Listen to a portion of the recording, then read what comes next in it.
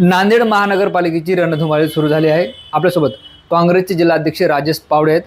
काय सांगाल पावडे साहेब, आपण बघतोय काँग्रेसचे माजी महापौर जयश्री पावडे असतील, उपमहापौर सतीश देशमुख असतील, यांनी जे आहे ते काल बावनकुळे यांच्या उपस्थित भाजपात पक्षप्रवेश केला आहे. आमचे माजी महापौर माझे पदाधिकारी जे पहिले जुने काँग्रेसचे होते गेले, ते मनानं आमचे नव्हतेच, एक गोष्ट.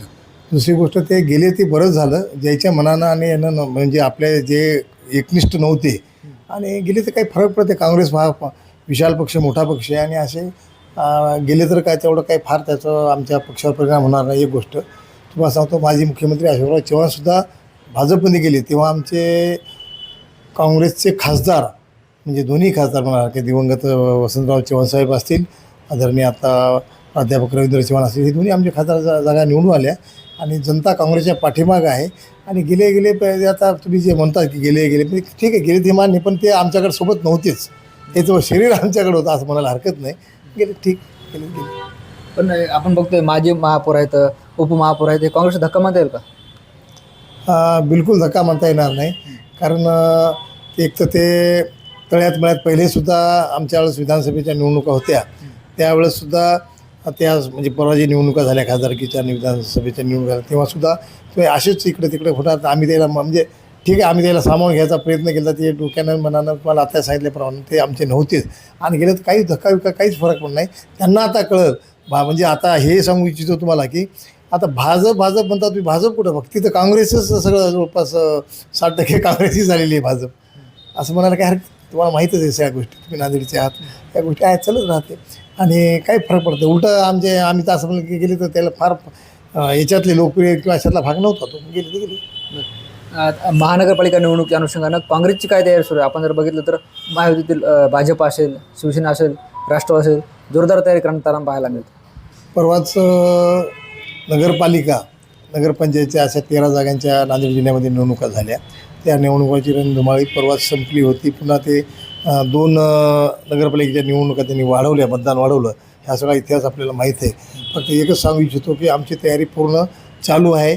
झालेली म्हणण्यापेक्षा या 2 ते 3 दिवसामध्ये ते 20 ते 23पर्यंत किंवा 22ला आमच्या मुलाखतीसुद्धा आहेत. आणि आम्ही पूर्ण ताकदीनिशी, मी आजही असं सांगेल की काँग्रेसचा नांदेड हा काँग्रेसचा बालेकिल्ला होता आणि पुढेही राहील.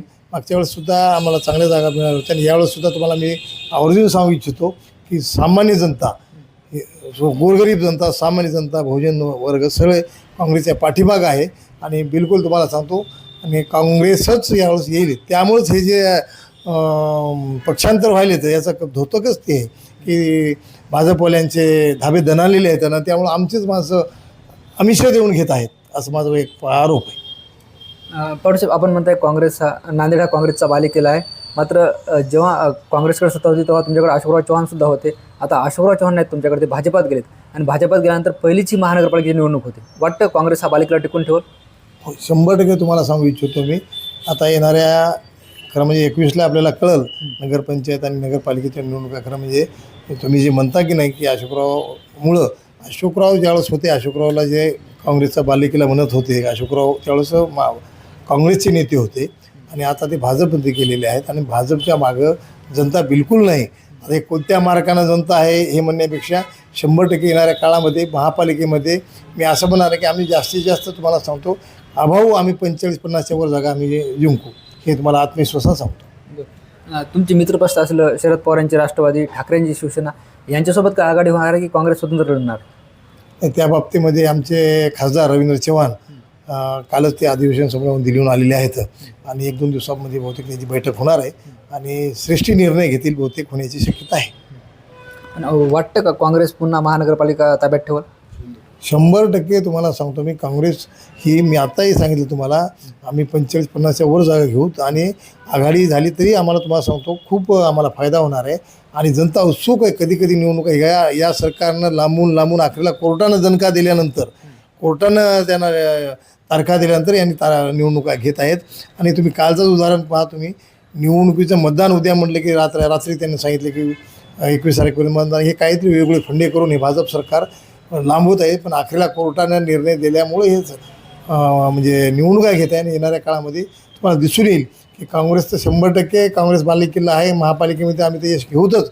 जिल्हा परिषद पंचायत समितीला सुद्धा आम्ही आमच्या आघाडीची यश येईल. पडूस आपण बघतोय भाजपमध्ये जे आहे ते 2 वेळेस मुलाखती घेण्यात आल्या, कुठेतरी नवा जुना वाद पाहायला मिळतो का?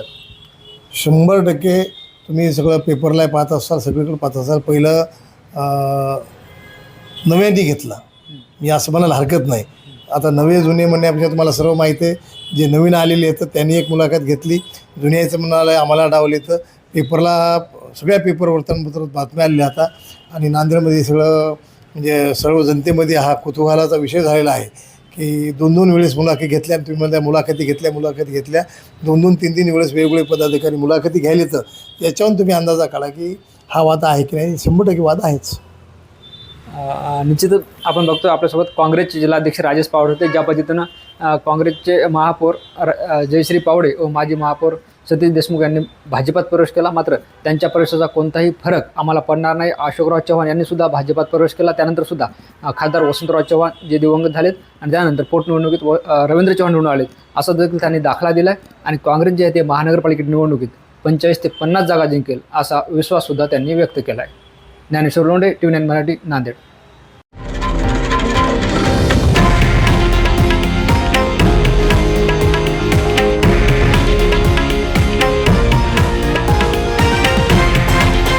हे आहे देशातील नंबर 1 न्यूज नेटवर्क आणि आपण पाहत आहात TV9 मराठी, एकमेव.